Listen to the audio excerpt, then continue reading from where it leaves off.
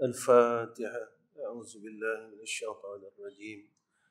بسم الله الرحمن الرحيم. الحمد لله رب العالمين الرحمن الرحيم إياك نعبد وإياك نستعين اهدنا الصراط المستقيم صراط الذين أنعمت عليهم غير المغضوب عليهم ولا الضالين. السلام عليكم ورحمة الله وبركاته. الحمد لله رب العالمين والعاقبة للمتقين والهادي إلى صراط مستقيم. أشهد أن لا إله إلا الله وحده لا شريك له وأشهد أن محمدا عبده ورسوله. اللهم صل على سيدنا محمد وعلى آله وصحبه وسلم. أما بعد. وقال الله سبحانه وتعالى واعبد ربك حتى يأتيك اليقين. صدق الله العظيم. Pertama sekali kita panjatkan puji dan syukur kehadrat Allah Rabbul Jalal dengan hidayah, taufik, i'anah dan ta'yid. Allah beri kita kesempatan untuk berbuat kebaikan. Hakikatnya kita sememangnya tidak mampu untuk berbuat baik jika tidak dibantu oleh Allah. Hakikatnya kita tak mampu meninggalkan kejahatan jika tidak dengan pertolongan Allah. Inilah dalam arti kata kalimah hawqalah.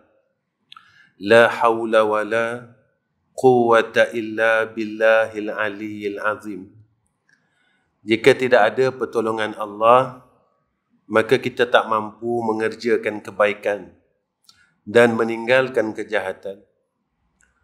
Sama juga dalam arti kata, jika kita tidak ada pertolongan Allah dan kehendak Allah, kita tak mampu jadi orang baik dan kita tak mampu untuk keluar sebagai orang yang jahat lalu berpindah kepada orang yang baik. Jika tidak ada kehendak Allah, hatta kita nak menggerakkan lidah kita untuk berkata satu huruf, bukan satu kalimah. Satu huruf sahaja kita tidak mampu. Jika tidak dengan kehendak Allah. Allah tunjukkan kepada kita bermacam-macam. Allah tunjukkan kepada kita kebesarannya banyak keadaan. Supaya kita yakin bahawa kita ini di dalam tadbir Allah. Kita tak mampu nak buat apa-apa. Selama beberapa bulan ini, Allah uji kita. Kita tak mampu nak buat apa-apa. Kita duduk di rumah masing-masing. Menunjukkan bahawa kita tidak mampu. Allah memberikan kita satu ilmu yang besar. Hebat manalah kita. Kaya manalah kita. Besar manalah pangkat kita. Kamu tidak mampu melawan Allah. Kita tidak akan sekali-kali mampu melawan Allah. Kerana hakikatnya kita jangan lupa bahawa kita tetap hamba Allah. Inilah. Pada saat itu semua orang menagih rahmat Allah. Semua orang meminta rahmat Allah. Semua orang mengharapkan rahmat Allah. Jika ada bala, mengharapkan rahmat supaya bala itu diangkat. Jika yang sakit, berharap rahmat Allah agar sakit itu diangkat. Inilah. Petang tadi hujan, tuan-tuan. Hujan adalah satu nikmat. Hujan yang turun ke atas muka bumi adalah satu nikmat. Nikmat yang Allah berikan kepada kita, ia boleh menjadi rahmat dan ia boleh berubah menjadi bala. Jika kita tidak mensyukurinya, hujan yang Allah berikan kepada kita boleh menyuburkan tanaman. Boleh kita mengambil manfaat air itu menjadikan minuman. Tetapi jika mana ia turun dan menjadi bala atas kita, dia mengakibatkan banjir di satu dunia. Nikmat yang Allah kurniakan, anugerah yang Allah kurniakan. Jika kita tak pandai mensyukurinya, kita rasa kita hebat. Kita rasa kita orang hebat. Nikmat, anugerah yang diberikan oleh Allah daripada rahmat boleh bertukar menjadi balak. Daripada balak boleh bertukar menjadi rahmat. Dengan sakit kadang-kala menjadi asbab hidayah seseorang yang fasik itu menjadi saleh. Dengan balak itu orang yang jahat boleh menjadi asbab seseorang yang jahat itu menjadi saleh. Maka kita tidak tahu apakah yang ditentukan oleh Allah kepada kita. Kita tak tahu apakah qada dan qadar Allah kepada kita. Sebab itu orang yang mata hatinya hidup, ataupun selalu saya cakap di dalam masjid ini, orang yang aiqas, hati yang aiqas, hati yang sentiasa hidup. Hati yang aiqas ini hati yang berjaga-jaga. Bila dia hidup, dia sentiasa berjaga-jaga. Hati yang sentiasa berwaspada. Apa yang dia dapat, setiap nikmat, setiap perilaku, setiap hal, apakah dia di dalam keredaan Allah ataupun dia di dalam kebencian Allah. Inilah orang yang dipimpin oleh Allah Subhanahu wa taala. Bertepatan dengan apa yang kita minta. Ihdinas siratal mustaqim, siratal ladzina an'amta 'alaihim, ghairil maghdubi 'alaihim waladdallin. Ya Allah, pimpinlah kami ke jalan-Mu yang lurus. Hari-hari kita minta, Ya Allah, pimpinlah kami ke jalan-Mu yang lurus. Ya Allah, pimpinlah kami ke jalan-Mu yang lurus. Orang yang salat, satu hari berapa kali tak tahu dia minta dengan Allah. Ya Allah, pimpinlah kami. Ya Allah, pimpinlah kami. Ya Allah, pimpinlah kami. Ini permintaan kita. Jika apa yang kita minta menyalahi apa yang kita buat, bermakna kita telah menolak rahmat Allah secara tidak sengaja. Kita minta dengan Allah, Ya Allah, pimpinkan kami ke jalan-Mu yang lurus. Allah berikan kita jalan yang lurus tetapi kita tolak secara kita tidak sadar. Yang kita menolak akan pimpinan itu. Inilah yang kita takutkan, tuan-tuan. Semoga kita sentiasa dalam pimpinan Allah. Qala musannif rahimahullahu ta'ala, kita sambung hikam kita muka surat 11 Rumi kat sini. Masih dalam matan yang kelima, bukti buta mata hati, tapi muka surat yang ke-11, kata Syekh Sahal bin Abdullah radhiyallahu anhu berkata, bagi segala hamba Allah itu, hamba itu atas Allah 3 perkara. Seorang hamba, dia kena menunaikan hak Allah Subhanahu wa ta'ala. Atas Allah, hamba itu ada 3 perkara yang mesti dilaksanakan. Yang pertama, taklifkan mereka itu. Tuntutan atas mereka itu. Seorang hamba Allah, dia tahu apa tuntutan dia sebagai hamba Allah. Jangan keluar daripada zon hamba Allah. Jangan kita rasa bahawa kita boleh pergi di luar kawasan hamba Allah. Kita kena sedar kita hamba. Apa yang perlu kita buat sebagai seorang hamba Allah selain daripada ta'abud ubudiyah. Konsep ubudiyah ini besar, tuan-tuan. Wa'bud rabbaka hatta ya'tiyakal yakin. Jadilah hamba Allah. Buatlah ibadat ni bermakna jadilah hamba Allah. Hamba Allah bukan sekadar semayang. Hamba Allah bukan sekadar puasa. Hamba Allah bukan sekadar zakat. Hamba Allah ini, dia kena tahu dan sedar sifat-sifatnya. Apa sifat hamba Allah? Pertama, sifat hamba Allah itu bodoh. Kita bodoh, tuan-tuan. Mengajilah sampai mana pun tetap bodoh. hakikat diri kita tetap bodoh. Pergilah sejauh mana pun tetap bodoh. Sebab itu kalam ulama, awal belajar itu bodoh dan akhir belajar itu bodoh. Sebelum seseorang itu pandai, ia didahului dengan bodoh. Setelah dia belajar, dia rasa dia pandai. Bila dia rasa dia pandai, dia mula memandai-mandai. Tetapi apabila dia pandai, dia ada ilmu, tuan-tuan, dia makin rasa diri dia bodoh. Sebab apa? Sebab dia telah dapat melihat dan mengenal akan yang sebenar-benar pandai. Siapa yang sebenar-benar pandai? Allah Subhanahu wa Ta'ala yang bersifat dengan ilmu. Yang berhak dipanggil alimun. Hanya Allah Subhanahu wa Ta'ala yang maha mengetahui. Tidak ada ruang bodoh pada Allah. Sebab itu orang alim, dia tidak akan mengaku alim. Dia tetap kata diri dia bodoh.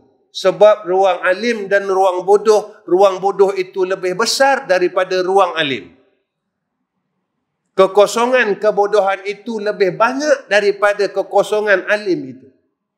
Tuan-tuan, saya bagi satu contoh. Bila kita mula dikurniakan suatu kurnia, kita dikurniakan ilmu, kita rasa kita orang bijak pandai. Tatkala itu mula kita nak memandai-mandai. Bila kita dikurniakan harta, kita rasa kita orang paling kaya dan kita kaya. Aku ada duit, aku boleh buat apa saja. Walhal kita lupa, sebelum itu apakah kita kaya? Sebelum itu apakah kita alim? Sebelum itu apakah kita berpangkat? Sebelum itu, tuan-tuan, kita mengikut dan akur dengan kehendak Allah. Contoh yang saya bagi dengan tuan-tuan. Semasa kita kecil dulu, kita banyak permintaan. Bila mak dan ayah kita bawa ke kedai, kita minta itu, minta ini, minta mainan. Apakah semua permintaan kita itu kita dapat? Tidak. Sebab kita mengikut akan kehendak dua ibu bapa kita. Jika mak ayah kita kata yang ni boleh, dia akan belikan. Bila mak ayah kata yang ni tidak boleh, sebab yang ni bukan masa untuk kamu, tak layak untuk kamu. Jadi yang menentukan kehendak kita Allah pada ketika itu adalah ibu bapa kita. Kita tak sedar. Sebab masa itu kita belum akil dan balik. Masa itu nafsu kita tidak sempurna. Akal kita belum cukup waras. Kita ikut semua kehendak kedua ibu bapa kita. Dan kita mengikut segala takdir yang ditentukan dua ibu bapa kita. Bila kita telah dewasa, kita rasa kita besar. Ketika itu kita mula lawan akan kata-kata dan kehendak mak dan ayah kita. Sebab kita kata kita dah besar. Saya dah besar. Kenapa mak dan ayah saya perlu kongkong saya? Saya dah ada duit. Saya dah ada kerja sendiri. Kenapa mak dan ayah saya perlu kongkong saya? Begitulah tamthilul mithal. Kalau kita kita bawa kepada Allah Subhanahu wa Ta'ala, laisa kamislihi syai'un. Apabila Allah kita telah menerima segala anugerah Allah, kita rasa kita ada ilmu, kita mula lupa siapakah yang memberikan kita ilmu. Bila kita ada harta, kita mula lupa siapakah yang mentakdirkan, mengkurniakan kita harta. Lalu kita lawan Allah dengan harta kita. Lalu kita lawan Allah dengan ilmu kita. Lalu kita lawan Allah dengan pangkat kita. Sebab kita rasa kita dah besar. Ilmu ini satu kebesaran, kata ulama. Harta itu satu kebesaran, kata ulama. Pangkat itu satu kebesaran, kata ulama. Pada ketika itu kita lupa. Asal kita tidak ada apa-apa. Apakah kita lahir sebagai arkitek? Apakah kita lahir sebagai engineer? Apakah kita lahir sebagai businessman? Apakah kita lahir sebagai seorang cikgu? Kita lahir kosong, tuan-tuan. Kita lahir daripada bodoh. Siapa yang ajar kita, guru yang paling hampir dengan kita adalah mak kita dan ayah kita. Mereka yang ajar kehidupan kita, cara makan, cara basuh berak, cara itu, cara ini, cara berjalan dan sebagainya. Tetapi kita lupa. Apabila kita mula telah dewasa, begitulah buruknya perangai kita. apabila kita menerima anugerah Allah dan kita rasa kita memilikinya, kita adalah pemilik asalnya, walhal kita adalah orang yang meminjam.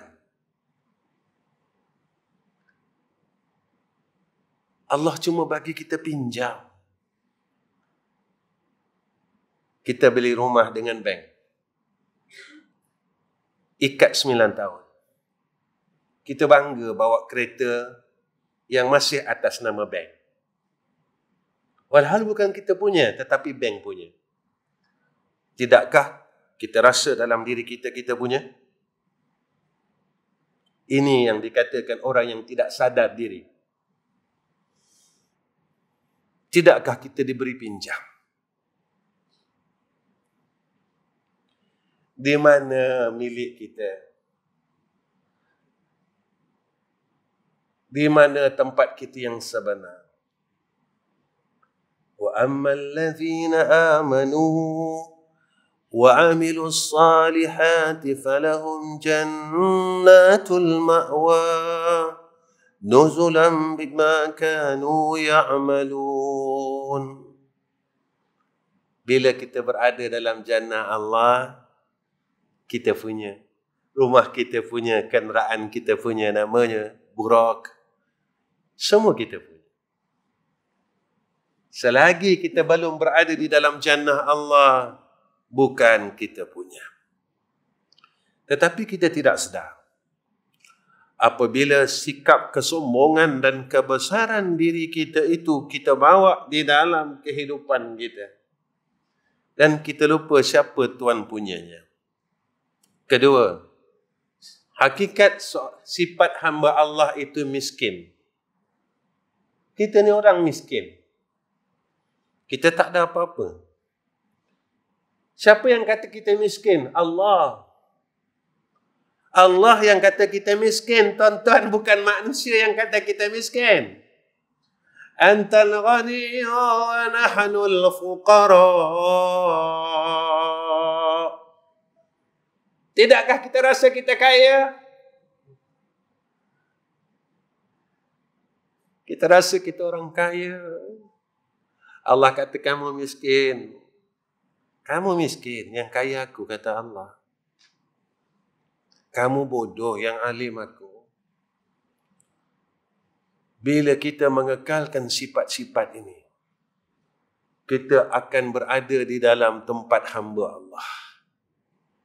Tapi bila kita tidak mengekalkan akan sifat-sifat ini, kita mula melawan Allah dengan apa yang Allah telah anugerahkan kepada kita. Sebab itu, bila kita merasakan setiap anugerah Allah itu milik kita, sebab itu kita takut dia hilang. Ketiga, sifat hamba Allah itu lemah. Kita tak mampu buat apa-apa, tuan-tuan, jika tidak dalam kehendak Allah. Illa biiznihi, melainkan dengan izinnya, dengan kehendaknya. Jika tidak ada kehendak Allah, kita tak mampu hatta salat sekalipun. Nak sujud dengan Allah tidak akan mampu kita. Tak mampu, tuan-tuan. Kita patah balik dengan kehidupan kita yang dulu. Apakah kita mampu untuk salat? Walhal kita tahu meninggalkan salat dan mendirikan salat itu wajib. Berapa ramai orang yang tinggal salat akhir zaman ini, tuan-tuan. Apakah mereka bodoh? Tidak. Mereka tahu. Cuma Allah tak bagi. Ini yang kita takut. Bila Allah tak bagi kita benda baik, tetapi dibagi kita benda jahat. Selalu kita tanya, kenapa aku tak boleh zikir? Allah tak bagi. Kenapa aku tak boleh selawat? Allah tak bagi. Kenapa aku tak boleh tasbih? Allah tak bagi. Baik. Satu hari ada orang tanya saya, Ustaz, dalam hadis Qudsi ada mengatakan Allah itu mengikut prasangka hamba-Nya. Tuan-tuan, saya nak tanya diri saya dan tuan-tuan. Dalam diri kita hari ini, apakah sangkaan dan kehendak kita sebenarnya dalam kehidupan ini? Apa yang tuan-tuan fikirkan pada hari ini? Apakah dalam fikiran, kotak fikiran kita ini lebih banyak memikirkan dunia, menyangkakan dunia, menghendaki dunia, ataupun lebih banyak menghendaki Allah?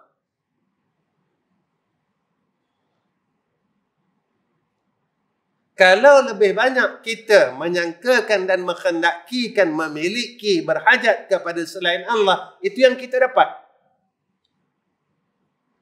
Kita yang menyangka, kita yang meminta, kita yang berkehendak.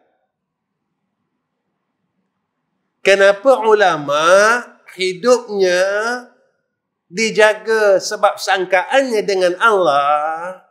Mereka tidak melangkaui Allah lebih daripada Allah Subhanahu wa ta'ala.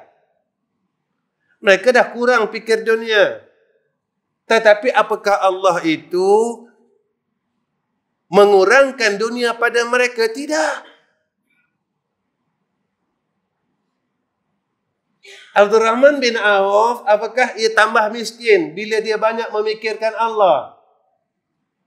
Pernah satu hari Abdurrahman bin Auf tertinggal takbiratul ula sebab dia menunggu akan stok barang daripada suatu negeri.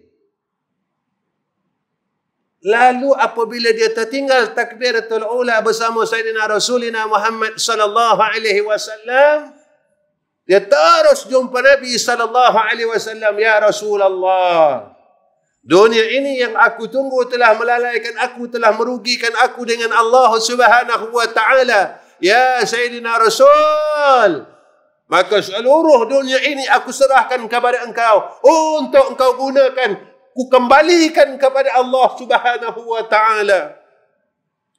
Apakah Abdurrahman bin Auf terus miskin? Rupanya apabila ia perbetulkan dirinya, maka dia mendapat perkara yang lebih betul.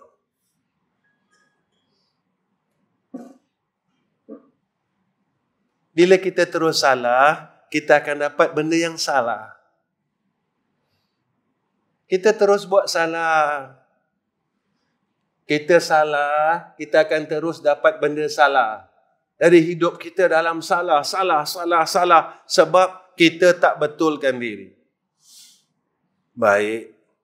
Masalah akan jadi masalah apabila diri itu yang bermasalah. Saya ulang balik, takut tuan-tuan tak faham. Masalah akan jadi satu masalah apabila diri itu bermasalah. Tetapi masalah itu tidak jadi suatu masalah apabila diri itu tidak bermasalah. Rasulullah ada masalah? Ada. Kenapa Rasulullah tidak menjadi masalah? Sebab Rasulullah tidak bermasalah. Sahabat bermasalah. Sahabat ada masalah. Kenapa masalah itu tidak menjadi satu masalah kepada sahabat? Sebab sahabat tidak bermasalah. Dirinya betul. Akidahnya betul. Pekahnya betul. Tauhidnya betul. Bila pekah, tauhid, tasawufnya betul, pada ketika itu, dia duduk tempat betul. Bila dia duduk tempat betul, dia akan dapat perkara yang betul. Tapi bila dia duduk tempat yang salah, dia akan menerima perkara yang salah. Yang ni tuan-tuan. Maka kita tahu tuntutan kita sebagai hamba Allah. Siapa kita dan apa aku dituntut oleh Allah.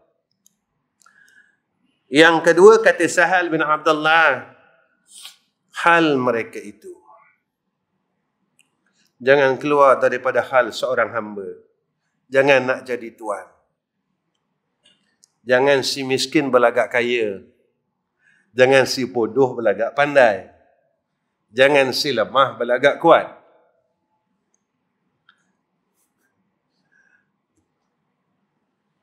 Kalau si miskin berlagak kaya, binasa. Tuan-tuan pernah dengar tak istilah orang Perak, tuan-tuan? Biar papai asal bergaya. Orang Perak kata, biar apa-apa tak apa, janji bergaya. Ini orang miskin berlagak kaya. Orang alim, orang bodoh berlagak alim. Orang lemah berlagak kuat. Kenapa? Sebab yang kuat itu Allah, yang alim itu Allah, yang kaya itu Allah. Baik. Ustaz, saya tengok orang ni kaya, tetap miskin.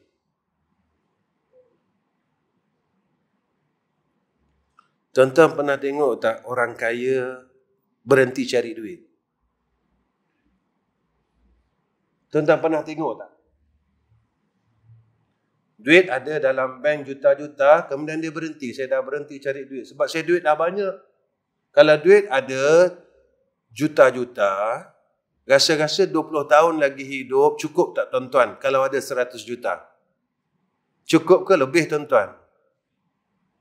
Saya rasa satu hari makan seekor lembu pun tak habis tuan-tuan. Setiap-tiap hari beli seekor lembu. 100 juta, umur dia sekarang 60 tahun. Dia ada 100 juta. Agak-agak dia hidup berapa tahun lagi. Tapi dia tak cukup. Dia cari lagi, dia cari lagi, dia cari lagi. Mana orang yang tak cukup ini? Orang miskin. Bukan orang kaya. Orang kaya, ini sifat orang kaya. Tuan-tuan, kita belajar tauhid. Yang bersifat dengan istighna. Yang bersifat dengan iftiqar. Apa makna iftiqar? Semua makhluk berhajat kepada Allah. Sebab apa semua makhluk berhajat kepada Allah? Allah tidak berhajat kepada makhluk. Sebab apa? Sebab Allah bersifat dengan istighna. Istighna ini makna apa? Allah itu maha kaya. Baru betul. Ini sifat si kaya. Sifat si kaya semua orang berharap kepadanya. Si kaya ini memberi. Si kaya ini memberi. Apakah salam Allah daripada alam ini dijadikan? Allah beri, Allah beri, Allah beri, Allah beri. Kurang pembendaharaan Allah? Tidak. Lalu Allah subhanahu wa ta'ala kurniakan kepada hambanya. Siapa yang memberi tidak akan sekali kurang daripada hartanya. Kau percaya tak dengan aku? Kau percaya tak dengan aku? Ketika itu kita mula tak percaya. Sebab apa? Kita telah bertuhankan harta. Kita lebih percaya harta daripada Allah. Kita lebih percaya ilmu daripada Allah. Kita lebih percaya pangkat daripada Allah. Kita lebih percaya nafsu kita daripada Allah. Tak itu. Masa kita muda dulu, kita debek, kita katakan dulu, debek tak? Sebab kita ingat kita kuat. Mari 10 orang, tak apa.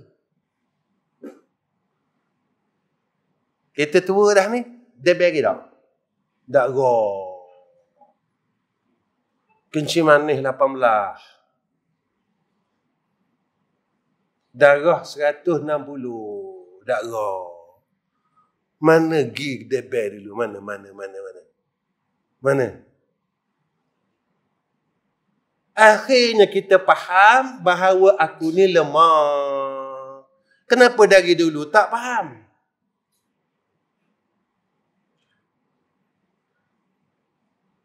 Kenapa dari dulu tak nampak? Masa kuat dulu tak nampak. Masa dah mula lemah, baru kita nampak. Sebab kita akan kembali kepada sifat asal. Balik sifat asal.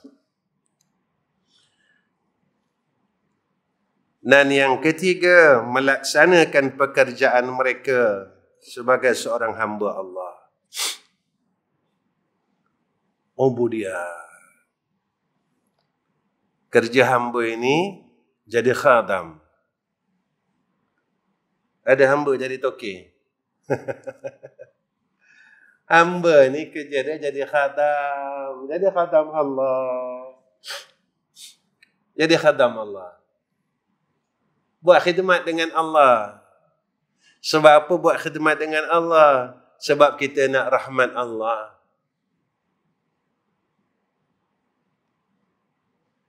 Satu hari ada orang datang tanya saya, Masya Allah, saya baru berapa kali saja kuliah ni tuan-tuan. Terengganu ni antara kuliah saya yang keempat kot. Daripada PKP dulu. Saya tak pergi ngajar, saya duduk rumah. Orang datang rumah tanya saya, Ustaz tak pergi mengajar ke?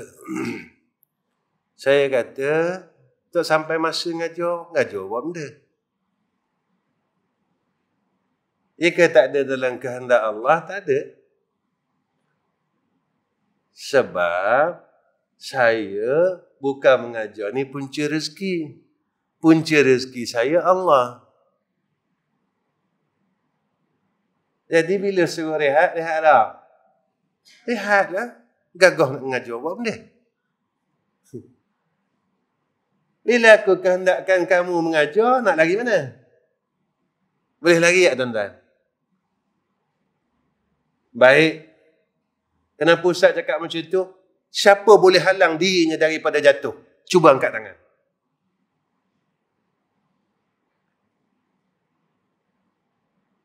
Kita jalan-jalan jatuh lubang.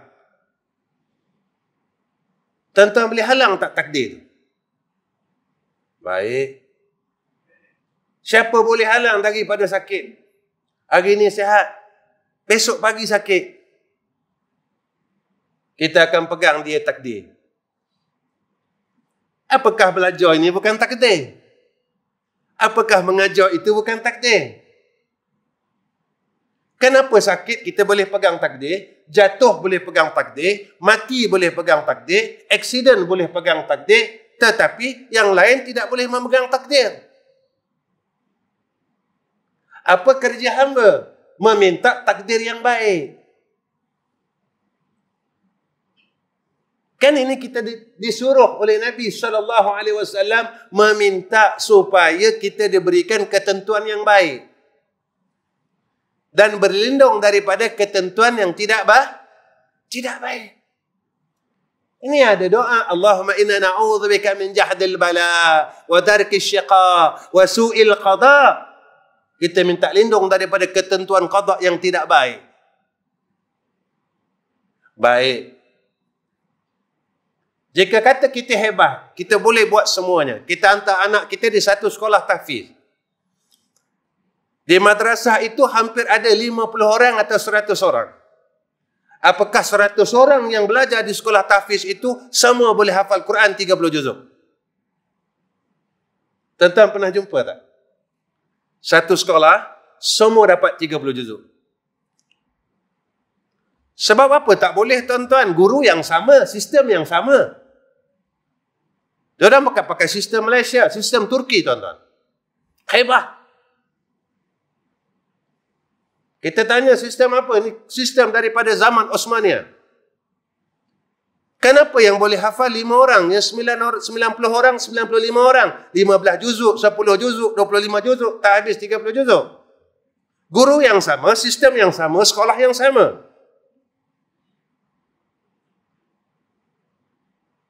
Kita akan kembali kepada takdir. Innama amruhu idza arada syai'an ay yaqula lahu kun fayakun. Fasubhanalladzi biyadihi malakutu kulli syai'in wa ilaihi turja'un. Tapi disebabkan kita tak nampak, kita bertuhankan lain, ketika itu kita mula salah menyalahkan. Sebab kita tak nampak.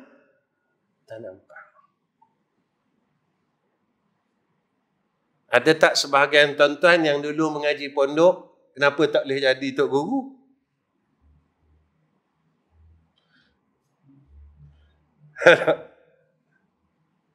Saya duduk pondok sekian-sekian lama ustaz, tapi tak ada rezeki mengajar, dia kata.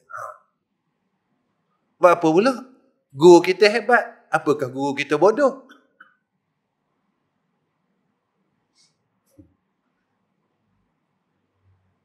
Ada orang ngaji sampai universiti, alik-alik buka restoran. Buat apa pula? Hak yang buka restoran ni ada master. Siapa yang takdirkan kita? Siapa yang menentukan segala hukum atas kehidupan kita? Itu jawapannya. Kalau usul kita betul, tuan-tuan, fiqh kita betul, tasawuf kita betul. Mudah.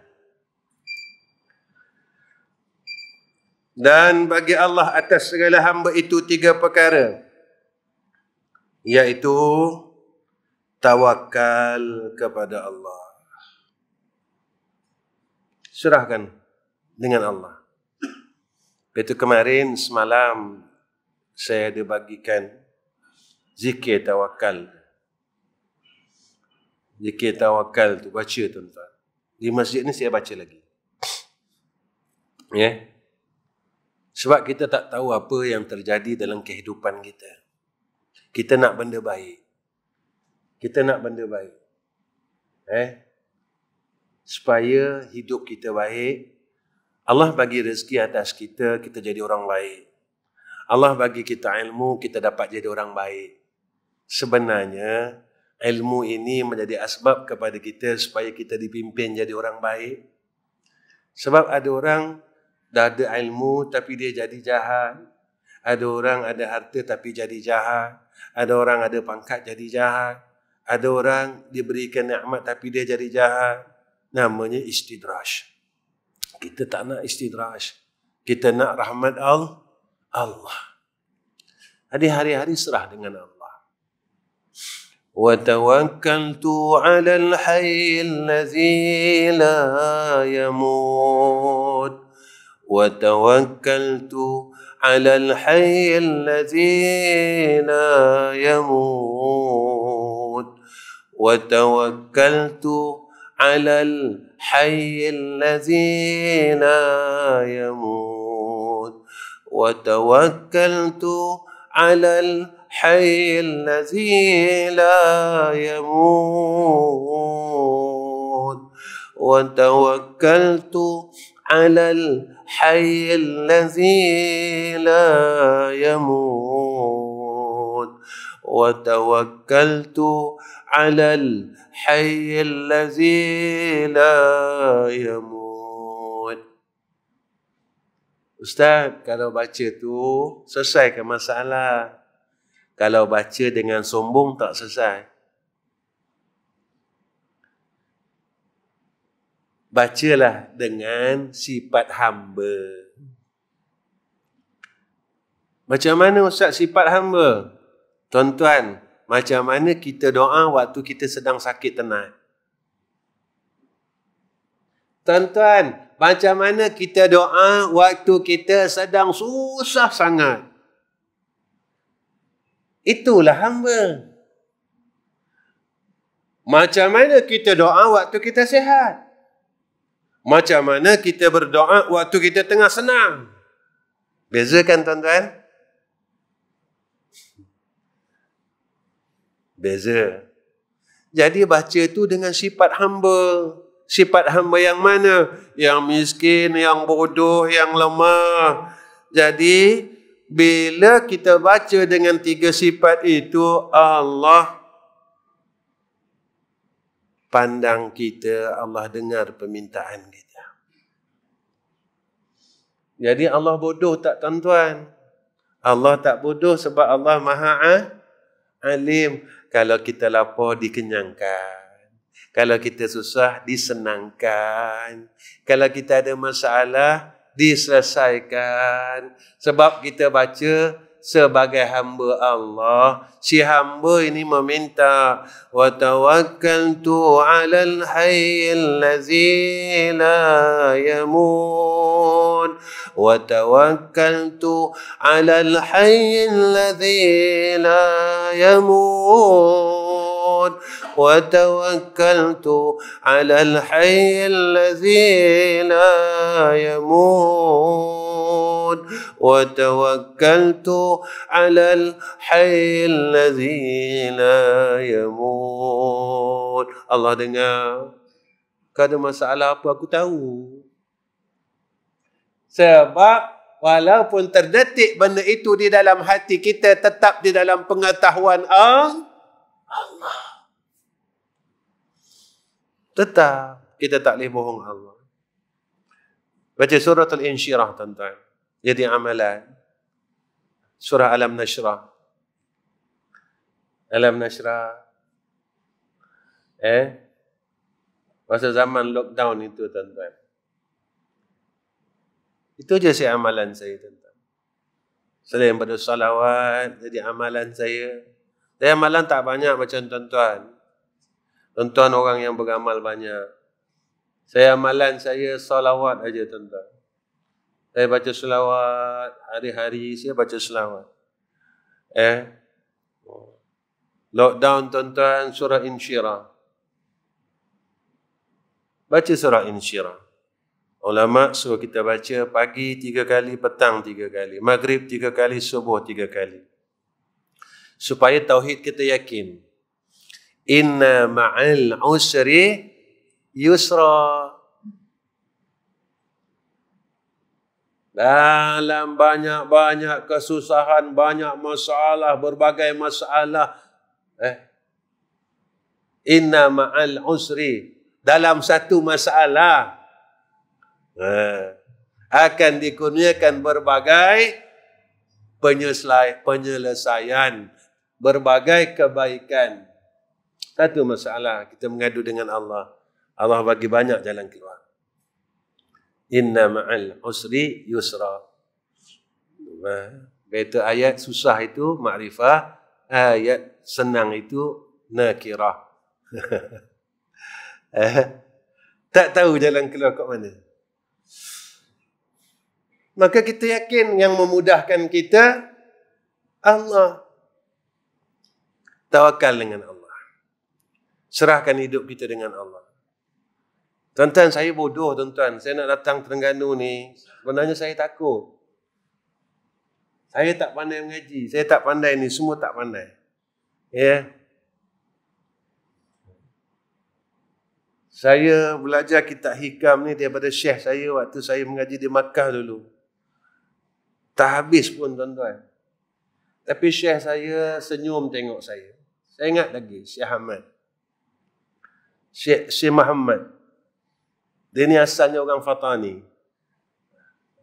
Anak murid pondok di Dalau. Syekh saya tengok saya, dia senyum. Sebab saya tak tulis, tak reti dobit. Orang bodoh nak dobit apa, tuan-tuan? Orang bodoh dia tak reti dobit, dia tak tahu. Kosong kitab saya. Ada Syekh, saya mengaji tak apa lama, Syekh tengok saya. Dia panggil saya Ahmad. Nama saya Ahmad Rizal dengan Ahmad. Ahmad Ta'ali dia kata. Kata mu balik esok, dia kata.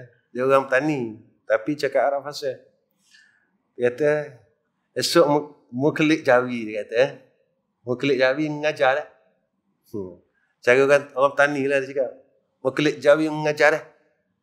Aku mu ijazah mengajar. Kok mana kitab-kitab aku ni? Kita hak bab mengajar belaka. Saya gelak lah, tuan-tuan. Saya ketawa. Kata, bab gurah ke? Apa gurah ke? Kata. Saya kata ke dia. Kata kawan tak tahu sekarang habuk apa. Kata. Tak kerti benda. Tak apa kata. Apa tak kata? Wa ana ma'ak. Wallahu ma'ak. Allah wa nabiyuka ma'ak. Dia cakap gitu. Doa aku bersama dengan kau.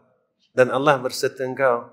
Dan Nabi Muhammad itu bersama engkau, kata Baba Muhammad. Di gelarannya Baba Mat Sendawa. Orang Sarawak. Jadi saya yakin apa yang kata Syekh saya. Saya bawa tuan-tuan, bawa. Saya nak datang sini saya takut. Sebab tuan-tuan orang alim. Guru tuan-tuan orang hebat-hebat. Saya bukan orang alim, orang bodoh. Kalau sebelah utara dipanggil bodoh. Terlalu bodoh ni dipanggil bodoh piang. Bodoh piang ni bodoh sangat. Saya tuan-tuan. Tapi tuan-tuan nak pergi juga masjid tuan-tuan suruh saya ngajar tak boleh, tak ada daya upaya. Baik. Serah diri dengan Allah. Yang keduanya mengikut akan Sayyidina Rasul. Seorang hamba Allah tak boleh lepas, tak boleh meninggalkan syariat Sayyidina Rasulina Muhammad sallallahu alaihi wasallam. Zaman sekarang kita dengar macam-macam. Kenal Allah, tak payah syariat. Itu sekarang orang mengaji ilmu kenal Allah ni.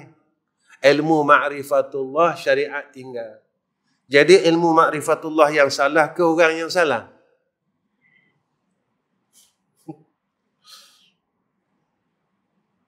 Hak yang paling kenal Allah, Rasulullah. Mana tandanya? Mana buktinya? Subhanalladzi asra bi'abdihi laylan minal masjidil haram ilal masjidil aqsa alladzi barakna hawlahu linuriyahu min ayatina ila akhir al-ayah. Sehingga ada yang mengatakan tawajjahtu min haitsu syi'ta. Aku berhadap dengan Allah Subhanahu wa taala. Ketika waktu peristiwa Isra dan Mi'raj. Datang lafaz inna salati wa nusuki.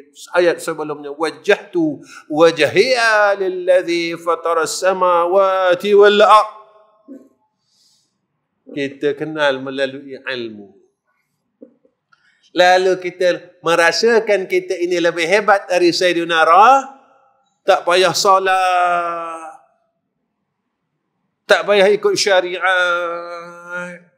Mana kita rasa kita lebih hebat daripada Rasul.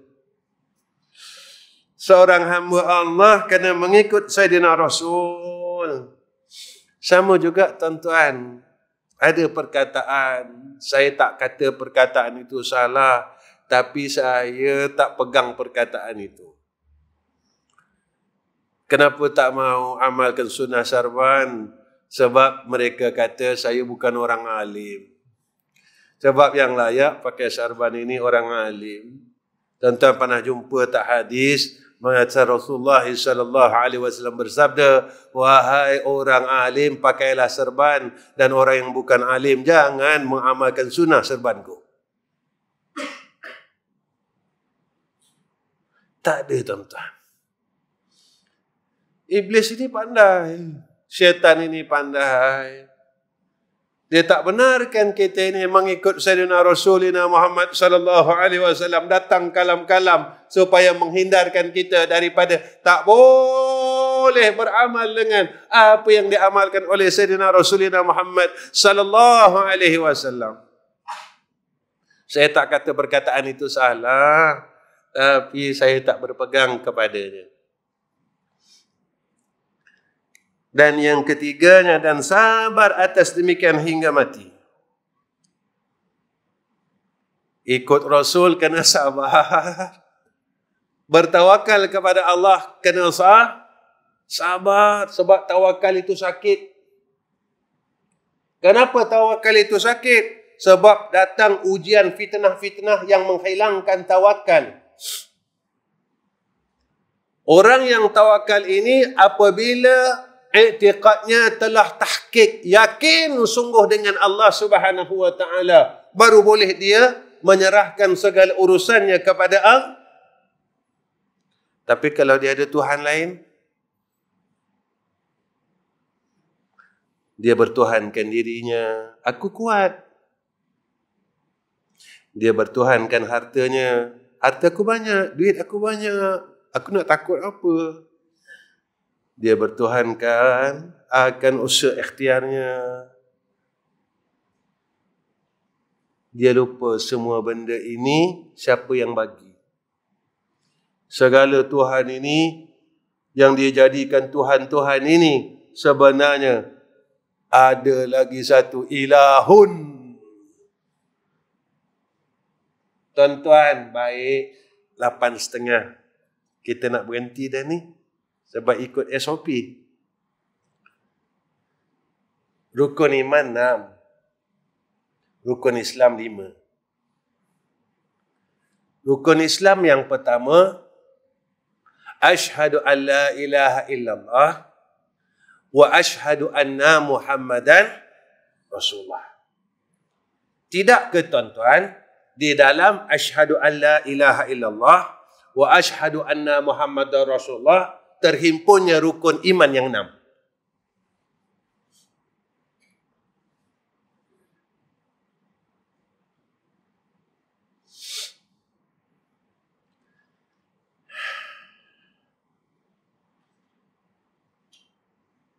Baik. La ilaha illallah. Nafi manfi. Sabit dengan musbit. Tidak ada yang bersifat dengan uluhiyah.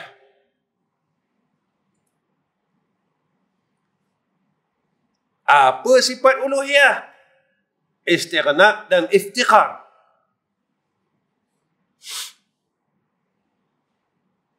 Jadi orang, makhluk ada tak istighna, ada tak iftikar?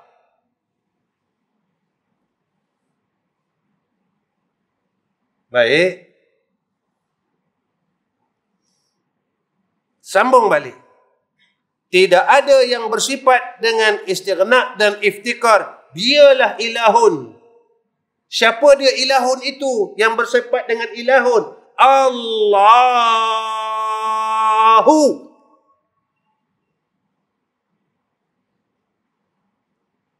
Baik.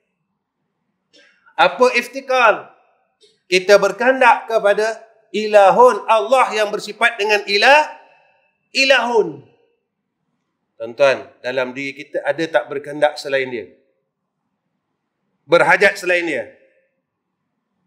Bergantung selain dia? Ada tak salah bergantung sah? Kita bergantung tak dengan orang tu? Kalau orang tu pangkat dia besar, bergantung tak dengan dia? Orang tu kaya, bergantung tak dengan dia? Kalau dia hilang, takut tak? Kalau orang besar tu hilang, takut tak?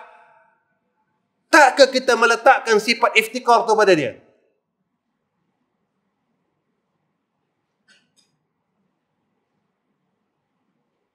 Bila meletakkan sifat iftikar itu selain daripada Allah yang berhak bersifat dengan ilahun, kita ada menafikan tak ada tuan-tuan? Hilang nafi. Ini orang yang belajar usul. Bila tak tetap, nama dia ragu. Bila ragu, namanya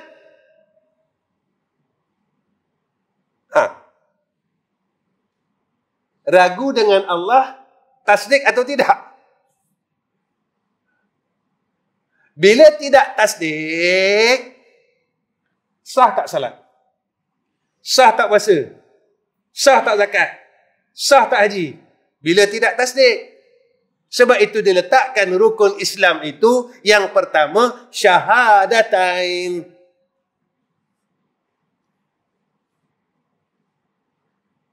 Nak wisah salat, syahadatain. Nak wisah puasa, syahadatain. Nak wisah zakat, syahadatain. Nak bagi syah haji, syahadatain. Ke orang bodoh cakap gitulah tuan-tuan. Syarat sah sembahyang Islam. Syarat sah puasa Islam. Syarat sah zakat Islam. Syarat sah haji Islam. Syarat nak Islam syahadatain.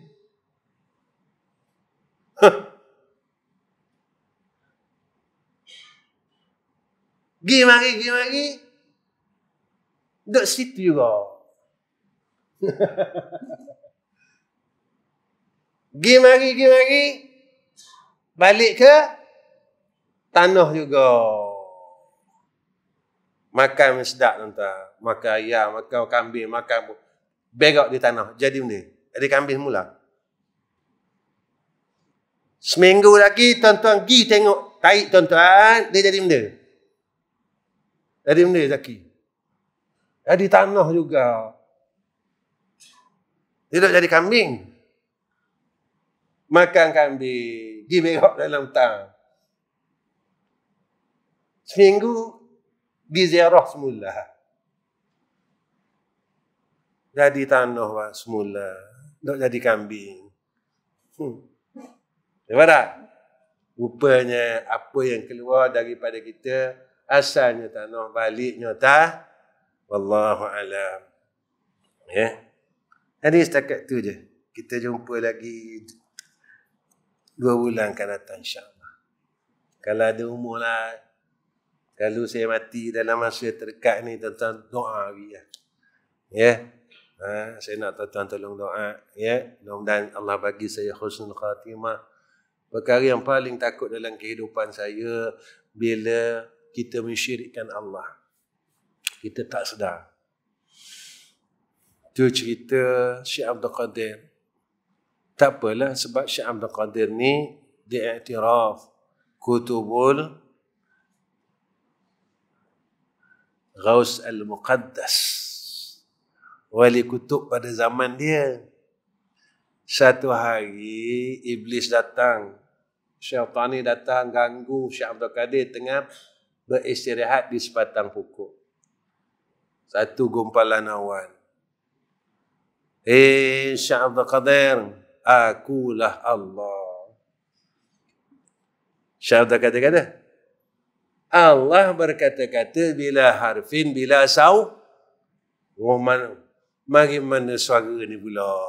Jadi bersalah-salahan. Mustahil. Allah berkata-kata, kalam Allah ada huruf, ada suara. Iblis kata pula ke Syekh Abdul Qadir, wahai Syekh Abdul Qadir, ilmu kamu telah menyelamatkan kamu. Gi iblis. Ketawa Syekh Abdul Qadir. Dalam pada aku begini, disesatkan aku juga tanpa disedari. Mana dia? Syekh Abdul Qadir berkata, yang menyelamatkan aku bukan ilmuku, tetapi yang menyelamatkan aku adalah Allah. Tak kita selalu sirik gitu. Mojo bawa kereta hari ni. Kalau naik motor lah. Hak selamat kita kereta ke benda? Mojo ni.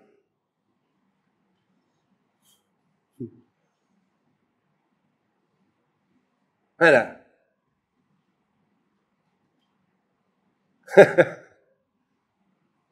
Halus terjadi kepada Syekh Abdul Qadir. Ilmumu telah menyelamatkan kamu, wahai Syekh Abdul Qadir. Syekh Abdul Qadir kata, bukan ilmu aku yang menyelamatkan aku. Hak selamatkan aku yang pemilik ilmu dan pemilik aku. Siapa dia? Allah. Kalau Allah nak sesatkan kita, sesat tak? Siratal ladzina an'amta alaihim ghairil maghdubi alaihim waladdallin. Berapa ada waladdallin tak? Dah ada an'amta alaihim. Ada tuan-tuan, alhamdulillah tuan-tuan tolong doa. Saya doakan tuan-tuan berkah dalam rahmat, dalam pemeliharaan Allah, khususnya akidah kita dipelihara oleh Allah. Amin ya rabbal alamin.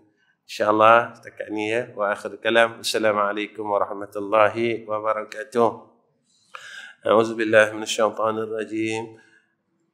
Bismillahirrahmanirrahim. Alhamdulillahirabbil alamin wassalatu wassalamu ala asyrafil anbiya'i wal mursalin wa ala alihi wa sahbihi ajma'in.